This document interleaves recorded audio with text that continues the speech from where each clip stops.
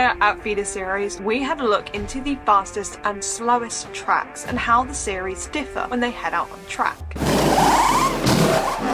We took the times from Formula 1 all the way through till Formula 4 at 8 different tracks, and we are going to go through the difference between every single one of them, and you can let us know whether you guessed how close the different series were. All of the time difference are approximate. Starting off with the slowest track, we are heading to Belgium for none other than Spa-Francorchamps, the only track on this entire list that didn't feature Formula 4. All of these times are taken from the 2024 qualifying sessions. Starting with the quickest on track, we had Max Verstappen. He set a 1:53.159 to put himself on pole position. With roughly a 3 to 4 second difference, we have Formula 2's Paul Aaron, where he set a 1:56.959. At roughly around 8 seconds difference, we head to Formula 3 with Callum Boyson, where he set a 2:04.321. And then as we move to Formula Regional, we have Rafael Camara, where he set a 2:14.254. So as we reflect that from Formula 1 down to Formula Regional, that is a time difference of 21 seconds. The 21 seconds is obviously the closest distance throughout the entirety of these because we are missing Formula 4 from the equation. Taking Formula 4 into the equation as we move over to the United Kingdom for the Silverstone Grand Prix. In Formula 1, we saw George Russell take pole position, where he set a 1:25.819. This was actually a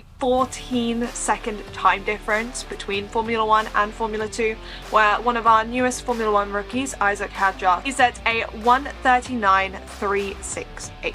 At roughly around 5 to 6 second difference is where we see Formula 2 and Formula 3, with Luke Browning setting the pole position time in Formula 3 with a 1:44.992. Now for Formula 4, we head to British F4 with Reza Seaworthen, where he set a 2:10.932. That is roughly around a difference of 26 seconds between Formula 3 and Formula 4. We are missing the middleman there of the Formula Regionals. However, there is a 26-second difference between Formula 4 and Formula 3, and with both George Russell's and Reza's pole position times, that gives us a difference of 45 seconds between Formula 1 and Formula 4. We're going to head over to the UAE for Abu Dhabi.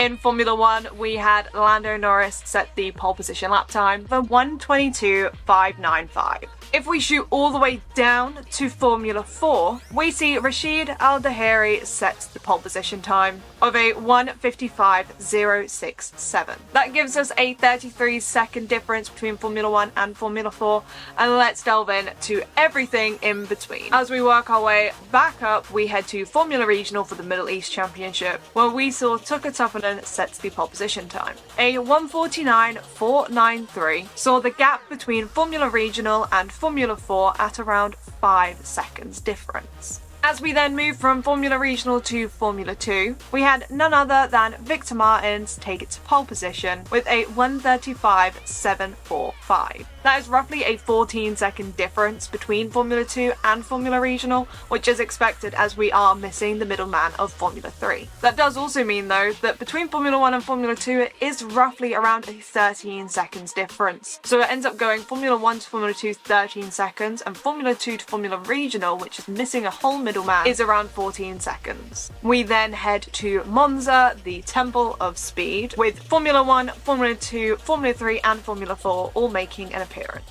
The Formula 4 Championship with David Larini, he set a lap time of a 1:51.372, which is roughly a 13 seconds difference to Formula 3, with Leonardo Fornaroli setting a 1:38.287. We then move up to Formula 2 with Zane Maloney, who set a 1:32.160. Pole position for Formula 1, we have Lando Norris, who set a 1:19.327, a 33-second time difference between Formula 1 and Formula 4.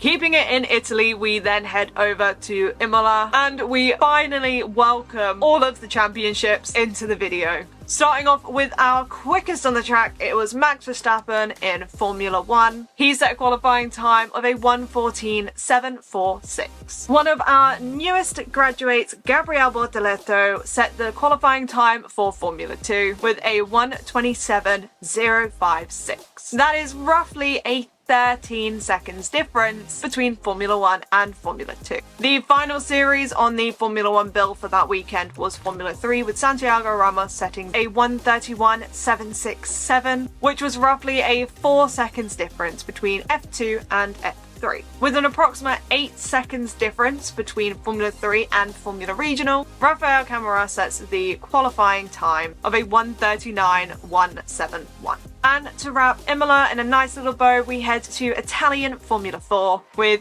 Hiyu Yamakoshi setting the pole position time of a 1:44.831. And with all of those differences in between, that gives us a rough 30 seconds difference between Formula 1 and Formula 4. We have Barcelona in Spain and the Red Bull Ring in Austria as our top two, with Barcelona coming in at second place. Lando Norris set a 1:11.383 in the Formula 1 qualifying session to bring his car to pole position. And once again, we welcome back the 13 seconds difference as we head over to Formula 2 with Paul Aaron setting a 1:24.766. With an approximate 4 seconds difference, we then look at Formula 3 with Christian Mansell setting the pole position time of a 1:28.463. We welcome back Formula Regional with James Wharton setting a 1:35.458. And rounding off Barcelona, we head to Italian Formula 4 with Freddie Slater. Slater set a 1:40.800 to put himself on pole position, a difference of roughly around 29 seconds. And that does mean we can now officially crown the Red Bull Ring in Austria as the quickest track of this video. We do in fact welcome back all of our championships for the quickest track, with Thomas Olsemann setting the pole position time for Euro 4. A 1:31.686, a 4 second difference between Euro 4 and Formula Regional. Formula Regional saw James Wharton return once again with a 1:27.008. Roughly around 7 seconds quicker was Luke Browning with a 1:20.222. We then head into the 5 second difference realm with Formula 2, with Dennis Hauger setting a 1:15.487.